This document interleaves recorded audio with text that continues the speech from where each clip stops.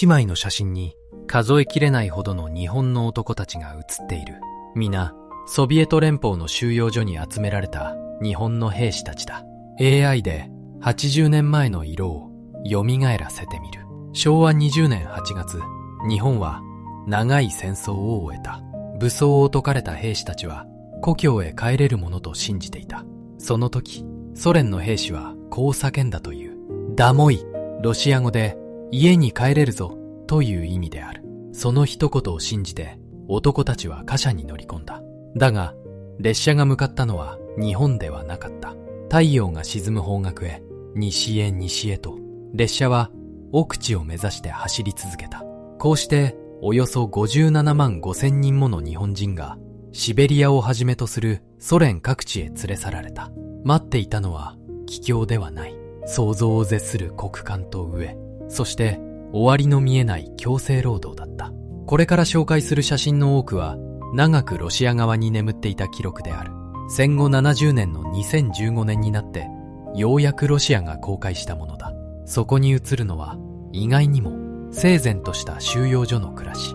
だが、それは記録に残されたほんの一面に過ぎない。カメラが捉えなかった現実ははるかに過酷だったのである。これは帰る日を信じて異国の地を耐え抜いた人々の記録である。そもそもなぜ彼らは故郷へ帰れると信じていたのか。時を昭和20年の夏に戻す。昭和20年8月9日、ソ連は日ソ中立条約を破り満州へ攻め込んだ。その数日後、日本は降伏する。満州にいた日本軍はソ連軍に武装を解除された。この一枚は武器を取り上げられ、ソ連の将校の前に並ぶ日本兵である。武器を置いたのは満州の兵士だけではない。終戦後の樺太や千島列島のシュムシ島でも迫り来るソ連軍と死力を尽くして戦い、同胞を守り抜いた兵士たちがいた。その兵士たちもまた降伏の後に捕らえられ、多くがシベリアへと送られていくことになる。故郷の北を守るために戦った人々がどう戦ったのか、それは別の動画で詳しく語っているので、ぜひご覧いただきたい。この時、一つの国際的な約束があった。ポツダム宣言である。そこには、武装を解いた日本の兵士は家庭へ帰ることを許されると明記されていた。つまり、降伏した兵士は家に帰してもらえるはずだった。兵士たちが故郷を思い描いたので、当然のことだったのである。だが、その約束が守られることはなかった。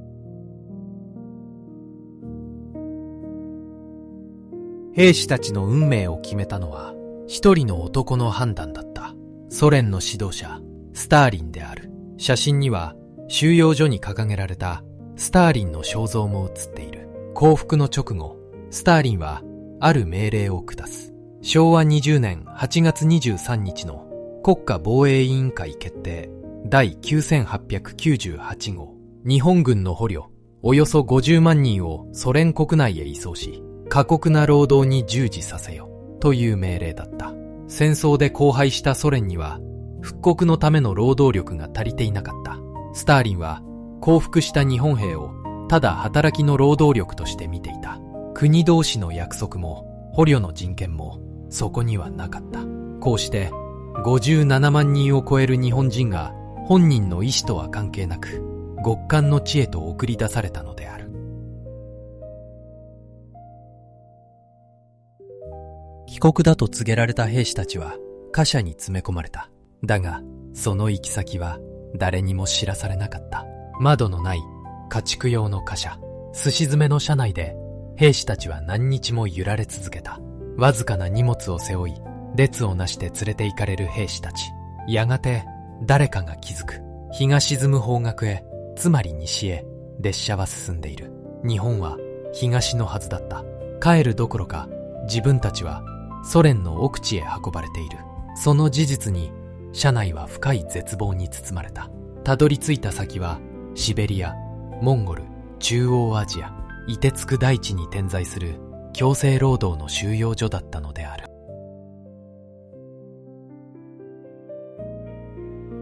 兵士たちが入れられたのはダーゲリと呼ばれる施設だった。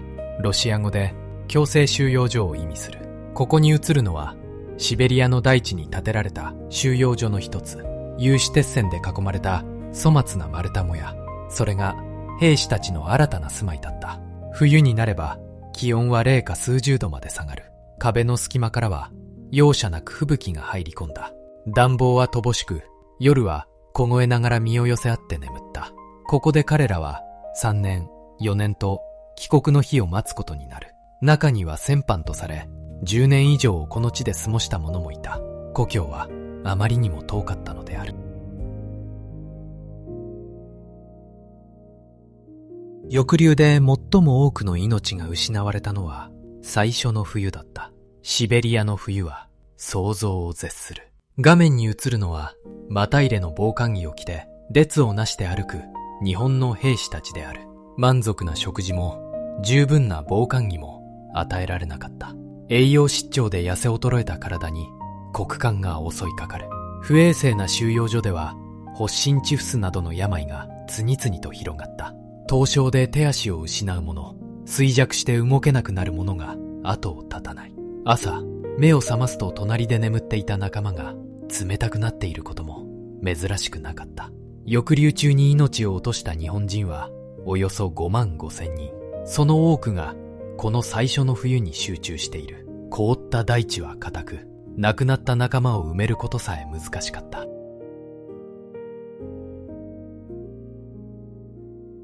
兵士たちは捕虜であり、同時にただ働きの労働力だった。ソ連は彼らを国の復興のために徹底的に使った。線路の敷設に駆り出された日本の捕虜たちの姿、森林の伐採、鉄道や道路の建設、炭鉱や鉱山での採掘、凍てつく大地での労働はどれも過酷を極めた。気温が零下40度を下回らない限り、屋外の作業が止まることはなかった。1日のノルマ、つまり達成すべき作業量が決められていた。そのノルマは栄養失調の体にはとても果たせないほど重い。達成できなければわずかな食事がさらに減らされた。働けば腹が減り、腹が減れば力が出ない。その悪循環の中で兵士たちはすり減っていったのである。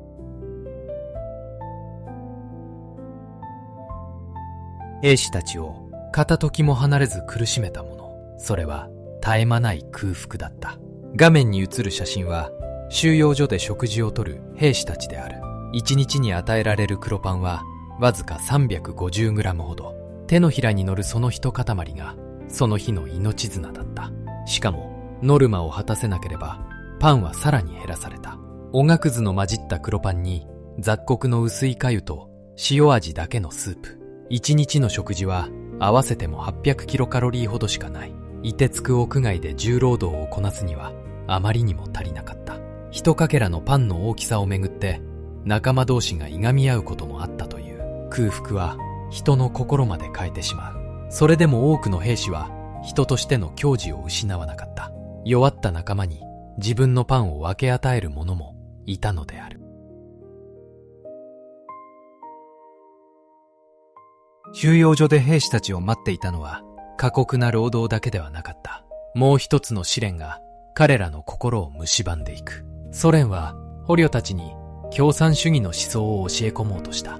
これを民主運動と呼ぶ。連日のように学習会や集会が開かれた。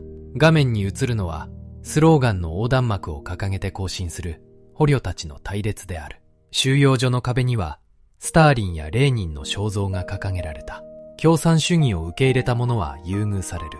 逆に革命の思想を持たない者は反動、あるいは前職者、料理で見られた。故郷に帰るためには思想を改めたふりをするしかない。兵士たちは強困なと上に加え、心の自由まで奪われていったのである。民主運動は収容所の中で次第に大掛かりなものになっていった。各地のラーゲリでは大規模な集会がたびたび開かれた。画面に映るのはスターリンの肖像を背に開かれた収容所の大会である。舞台にはファシズムと闘争と書かれた横断幕が掲げられた。ソ連が発行する日本語新聞がこうした運動を煽り立てた。兵士たちはかつての軍国主義を否定する演説を着せっていった。個々から思想に染まる者もいるにはいた。だが多くは一日も早く帰るためにその場に調子を合わせていたのである。民主運動はやがて仲間同士を争わせる道具になった。兵士たちを最も苦しめたのはソ連兵ではなく同じ日本人だった。画面に映るのは拳を突き上げ声を張り上げる捕虜たちである。共産主義に染まった一部の者たちは反動分子を見つけ出しては大勢の前で吊るし上げた。過去の身分や些細な言動を理由に激しく糾弾し、時には暴行さえ加えたのである。仲間の中にはソ連側に通じる密告者も紛れていた。誰が密告するかわからず、兵士たちは本音を口にできなくなった。捕虜たちからシベリア天皇と恐れられた権力者まで現れた。故郷の同胞同士が疑い、傷つけ合う。それもまた抑留が生んだ深い悲劇だったのである。吊るし上げの先頭に立ったのはアクチブと呼ばれる者たちだった。アクチブとはソ連に積極的に協力した活動分子のことである。画面に映るのはソ連の将校と握手を交わす日本人の協力者である。彼らは仲間を反動として密告し、人民裁判と呼ぶ吊るし上げを主導した。ソ連の関心を買えば自分の待遇は良くなる。楽な仕事や早い帰国を期待した者もいたと言われる。故郷へ帰りたいという切実な願いが同胞を売る道へと人を追い込んでいったのである。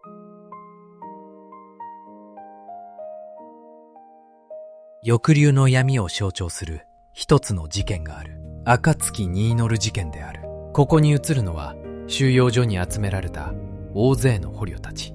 モンゴルにあったある収容所での出来事である。元日本軍の下士官が捕虜たちをまとめる隊長となった。彼は自分に任せればノルマを超える成果を出せると収容所側に自らを売り込んだのである。そしてノルマを果たせない仲間に容赦のない罰を与えた。凍てつく屋外に夜通し縛り付けられた者もいたという。その姿が夜明けに向かって祈っているように見えたことから、この事件は暁に祈ると呼ばれた。縛られた兵士の中にはそのまま凍え死ぬ者もいた。ソ連だけでなく同じ日本人の手によっても兵士たちの命は削られていったのである。戦後この隊長は生きて日本へ帰り、やがて罪に問われた。仲間を死に追いやった責任を日本の法廷で裁かれ有罪となったのである。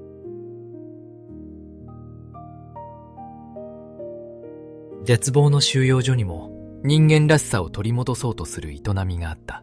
その一つが演劇である。収容所で上演された芝居の一場面である。兵士たちはわずかな材料で舞台の衣装や道具を手作りした。女性のいない収容所では若い兵士が女形を演じた。化粧をし、着物をまとい、芝居の中の女性になりきったのである。舞台を見つめる仲間たちは束の間故郷を思い出して笑い涙した。明日をも知れない日々の中で芝居の時間だけは兵士たちはただの人間に戻ることができた。過酷な現実を生き抜くために彼らは心の支えを必要としていた。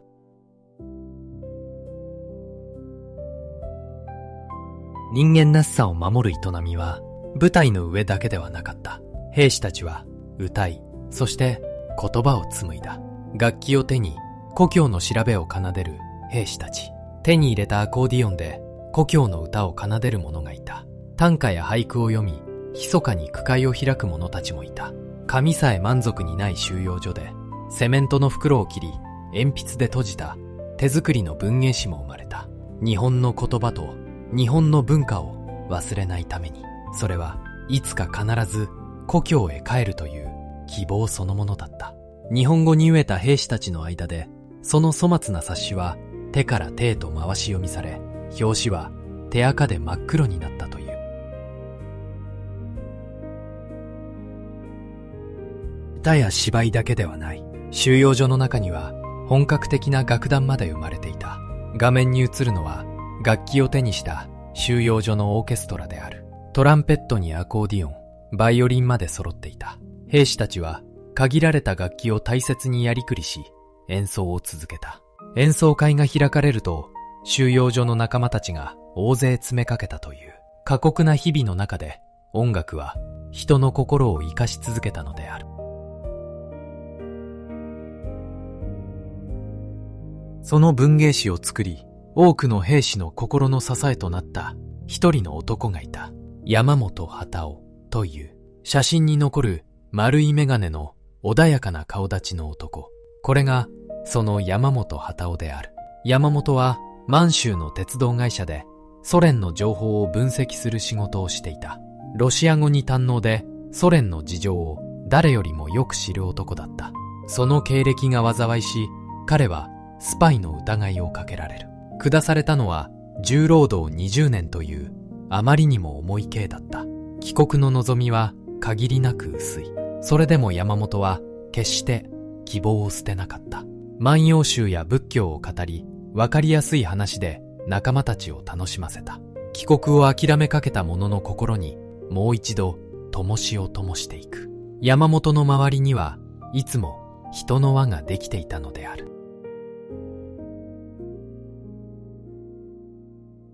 しかし、皆の支えだった山本自身に病が忍び寄っていた。喉の癌である。写真には出征前の山本とその家族が写っている。帰りを待つ妻と子のもとへ彼は二度と戻れなかった。1954年、山本幡男はついに帰国の日を見ることなく異国の地でその生涯を閉じた。45歳だった。死を前にした山本は妻のモジミと4人の子供たちへ遺書を書き残していた。子供たちへ宛てた言葉はこう結ばれていた。最後に勝つ者は道義であり、誠であり、真心である。どんな境遇でも人として正しく生きてほしい。それが父から子への最後の願いだった。だが、紙の持ち出しはソ連に固く禁じられている。そこで仲間たちはある決意をする。遺書を6人で分担して暗記し、自分たちの頭の中に入れて持ち帰ろうと。彼らは遺書を少しずつ書き写し、作業の合間に必死で暗唱した。密告を恐れ、誰がどの部分を覚えているかさえ互いに伏せられた。そして長い歳月を経て彼らは帰国を果たす。山本の死から3年後の1957年、暗記した仲間たちは埼玉に暮らすモジミのもとを次々と訪ねた。仲間たちの記憶の中で生き続けた遺書はこうして日本で待つ山本の家族のもとへ確かに届けられたのである。抑留された兵士たちの帰国は長い年月をかけて少しずつ進んだ。その多くが上陸したのが京都の舞鶴港である。1946年に始まった引き上げは1956年まで続いた。実に戦争が終わってから11年もの歳月である。舞鶴の港には帰らぬ我が子を待ち続ける母たちの姿があった。その一人が橋の伊勢という女性である。若き日の伊勢とその腕に抱かれた幼い我が子。この子が後に兵士となり満州の戦地へと出征した。だが戦争が終わっても息子は帰ってこなかった。それでも伊勢は息子の無事を信じ続けた。引き上げ船が着くと聞けば東京から何日もかけて舞鶴へ通う。そして岸壁に立ち、船から降りてくる人々の中に息子の姿を探した。来る日も来る日も待ち続けたのである。その姿は後に岸壁の母として広く知られた。昭和29年に生まれた同じ20年の歌謡曲は伊勢がモデルと言われている。帰らぬ息子を信じて待つ母のコロスは多くの人々の胸を打った。だがどれほど待っても帰ってこない人々がいた。異国の凍土に倒れた5万5千人を超える日本人である。彼らの多くはいつどこで命を落としたのかさえ長く家族に知らされることはなかったのである。シベリア抑留でソ連へ連れ去られた日本人はおよそ57万5千人。そのうち5万5千人以上が二度と故郷の土を踏むことはなかった。零下数十度の酷寒、飢え、そして終わりの見えない労働。その極限の中でも兵士たちは人間であることをやめなかった。舞台に立ち、句を読み、芝居に笑い、歌に涙した。飢えに苦しみながらも弱った仲間に自分のパンを分け与えた。死んでいった仲間の遺書を記憶に刻んで故郷へ持ち帰った人々がいた。不条理な運命の中で最後まで希望と尊厳を手放さなかった人々。AI によって色を取り戻した写真の中で彼らは今もこちらを見つめている。舞鶴に残された引き上げの記録は今ユネスコの世界の記憶となっている。故郷を守るために戦い、理不尽な運命にも耐え抜いた人々。生きて帰った者たちは戦後の日本をその手で立て直していった。今私たちが平和に暮らせるのはこうした先人たちの計り知れない犠牲と忍耐の上にある。その先人たちへの感謝を私たちは決して忘れてはならない。そして二度と同じ悲劇を繰り返さないために、私たち日本人はそのことを決して忘れてはいけない。あなたのご家族やご親族にもシベリアや大陸に関わった方がいらっしゃるかもしれない。語り継がれている話があればぜひコメントで教えてほしい。今日も最後までご視聴いただきありがとうございました。この動画を気に入っていただければ高評価、チャンネル登録で応援よろしくお願いします。